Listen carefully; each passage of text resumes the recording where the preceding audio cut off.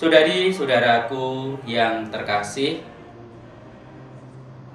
ada hubungan timbal balik antara pengertian dan kepercayaan.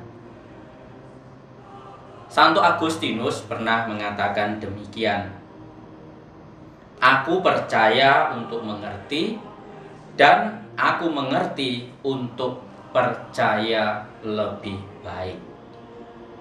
Jadi kita pertama-tama itu beriman, percaya kepada Yesus.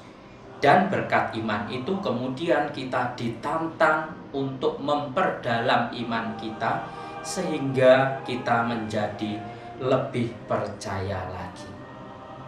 Dalam kisah Injil hari ini yang diambil dari Injil Yohanes pasal 8 ayat 21 sampai 30, kita mendapatkan kisah bagaimana pengajaran Yesus itu memusingkan orang banyak. Pendengarnya tidak ngerti-ngerti apa yang dikatakan oleh Yesus. Apa yang dikatakan oleh Yesus?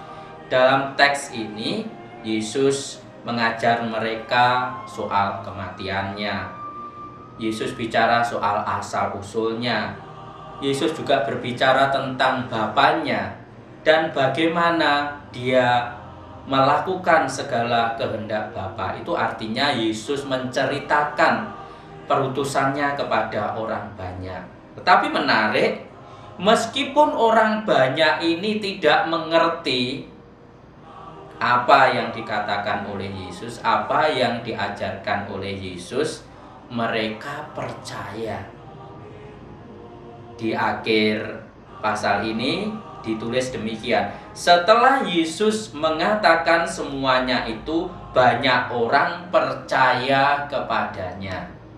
Dari kisah ini kita bisa melihat bagaimana pertama-tama orang percaya dulu. Meskipun tidak ngerti, mereka percaya akan apa yang dikatakan oleh Yesus. Tetapi dalam proses mereka mengusahakan apa yang belum dimengerti itu pelan-pelan dipelajari, dimengerti. Dan dari pengertian itu iman mereka semakin bertumbuh. Jadi pengetahuan iman itu akan menolong kita beriman lebih baik. Pesan yang sangat kuat dari hal ini adalah ajakan bagi kita untuk sungguh-sungguh pelan-pelan tetapi pasti untuk mempelajari iman kita. Jadi beriman itu bukan hanya sekedar saya percaya, pokoknya percaya. Dari kisah ini kita ditantang hari demi hari bagaimana kita mengusahakan mempelajari iman kita. Karena apa? Karena banyak hal yang ada dalam iman kita. Banyak hal yang bisa kita pelajari. Dan dengan mempelajari itu, harapannya tentu kita semakin beriman lagi. Maka saudari-saudaraku yang terkasih, apa yang dikatakan oleh Santo Agustinus di awal tadi yang saya katakan, semoga mendorong kita untuk tidak bermalas-malasan, merasa cukup. Misalnya ketika kita mungkin baptis dewasa, mencukupkan diri dengan apa yang kita terima saat kita menjadi katekumen. Tidak, kita jangan mencukupkan dari situ. Iman itu berkembang, bertumbuh.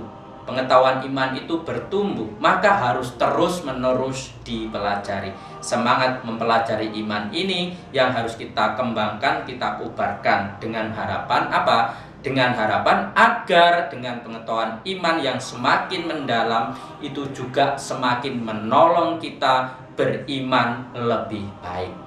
Saudari-saudaraku, di masa Prapaskah ini menjadi kesempatan bagi kita untuk memperdalam iman kita.